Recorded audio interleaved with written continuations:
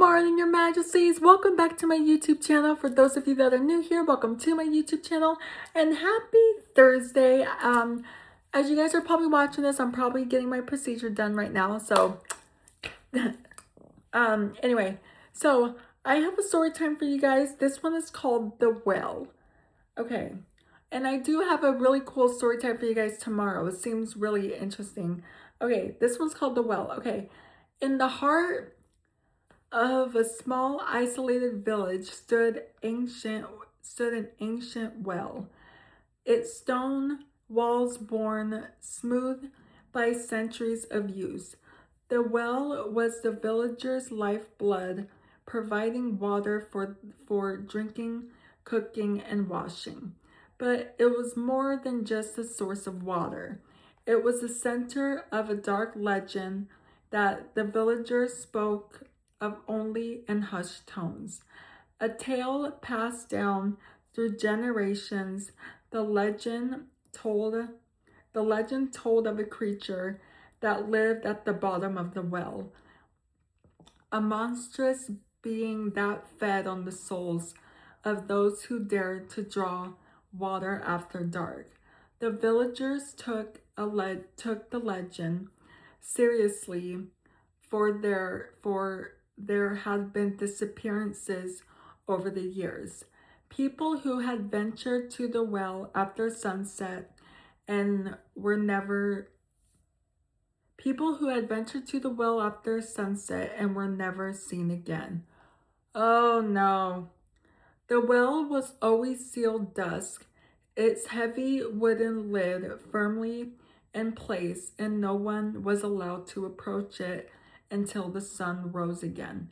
But as with all legends, there were those who didn't believe, who dismissed the stories as nothing more than old superstitions.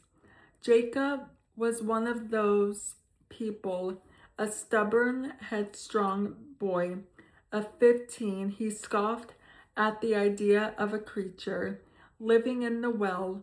He had drawn water from it countless times, and nothing had ever happened. To him, the warnings were nothing but ramblings of old men and women, clinging to the past. Jacob, I need you to use your head. Come on, use your head, Jacob.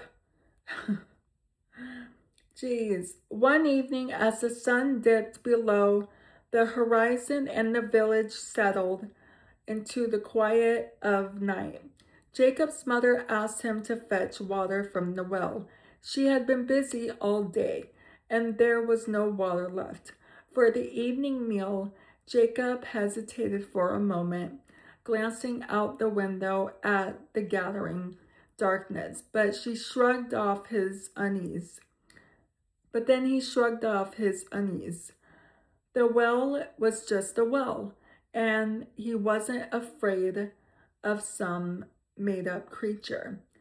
Grabbing the empty jug, Jacob headed out into the cool evening air.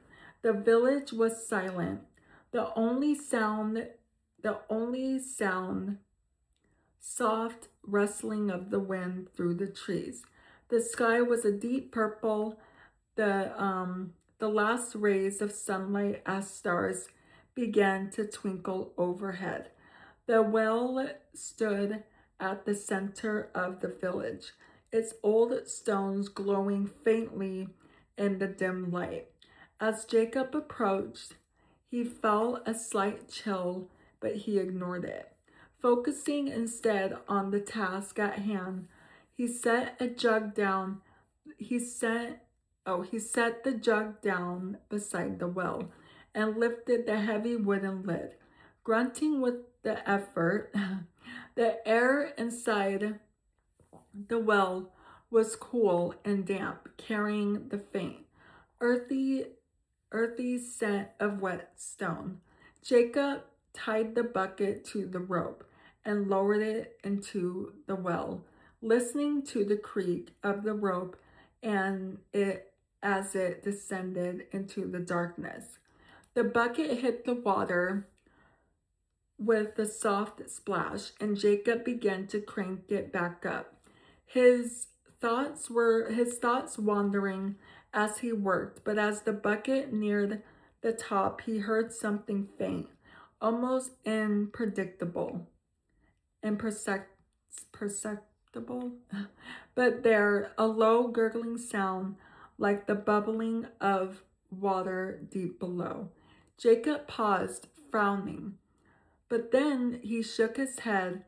It was probably just the water echoing off the walls of the well. He pulled the bucket up the rest of the way and filled his jug. But as he leaned over to close the lid, he caught a glimpse of movement in the darkness below. Jacob, that's when you run. That's when you ditch the bucket and run. What are you doing? Come on, Jacob. Please. His heart skipped a beat, and he leaned closer, peering down into the well. The water was calm, reflecting the stars overhead, but as he watched, ripples began to spread across its surface. Something was wrong down there. I'm spitting on my iPad. Something was wrong down there. Something was moving down there, something large and slow rising up from the depths. Jacob, you need to run. Get out. Jacob's breath caught in his throat as the creature emerged from the water. It was unlike anything he had ever seen. A grotesque, slimy mass of twisted flesh and sinew, its body glistening with moisture. Long, sinew arms reached out from its sides, ending in clawed, webbed fingers. Its face was a nightmare, its eyes glowing with a sickly green light, its mouth gaping maw filled with sharp, jagged teeth. The creature stared up at Jacob, its eyes locked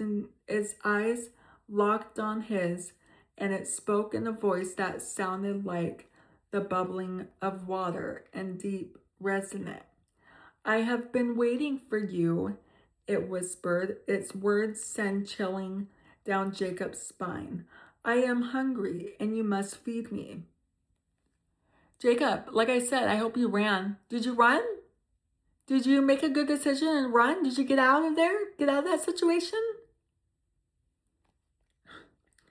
Terror gripped Jacob as the creature's long arms shot out, wrapping his legs and pulling him closer to the edge. He struggled, kicking and clawing at the stones, but the creature's grip was too strong. Like I said, you should have got out of that situation. You could have left the minute you... Anyway. It dragged him towards the dark, gaping maw of the well, its cold, wet body wrapping around him like a snake. Jacob tried to scream, but the sound was lost in the gurgling roar of the creature as it pulled him down into the well. The darkness swallowed him whole. The cold water, Jacob, the cold water closing over his head as the creature dragged him deeper and deeper into the abyss.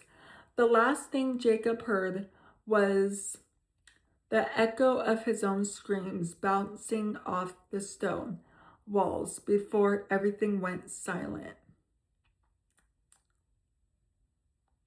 You should have ran, but okay. The villagers heard the screams too, echoing through the night, and they rushed to the well, torches in hand, but when they arrived, it was too late. The water in the well had turned deep, crimson red, and the wooden bucket floated on the surface. Empty. The creature was gone, vanished back into the depths, leaving no trace of Jacob behind.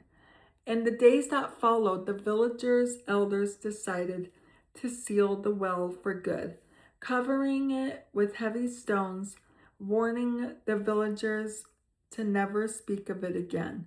But the legend of the creature lived on, whispered among the children who dared to pass by the well at night. They said the creature still lived at the bottom of the well, waiting for the next soul to draw water after dark. And in the dead of the night, if you stood close enough, you could still hear the faint gurgling sound coming from deep below. The sound of the creature stirring, hungry, and waiting for its next victim.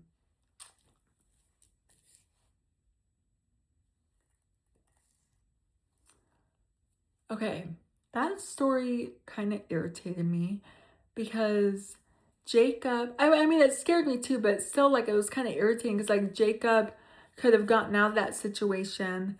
You know, like, the minute he heard noises, gurgling, if the minute he saw something, he could have easily ditched the bucket and left and ran home, but he didn't. But anyway, Jacob, I'm sorry for what happened to you. Next time, just if you guys ever come across a well, please don't pull a Jacob and just leave. Just leave. If you see something or hear something in the well, just ditch the bucket and leave. Okay? Come on now. We gotta start using our brains, people. Anyway, that's gonna be it for today's video. So if you're new here, hi, I'm Princess Peyton. Hit the red button to become your majesty and hit the bell notification so you're notified every time I upload a video. And I love you guys so much. You guys are the best human beings ever made. And you're the king of my heart and the song lyrics of Taylor Swift. And I will see you guys in tomorrow's video. Okay, love you. Bye. Mwah.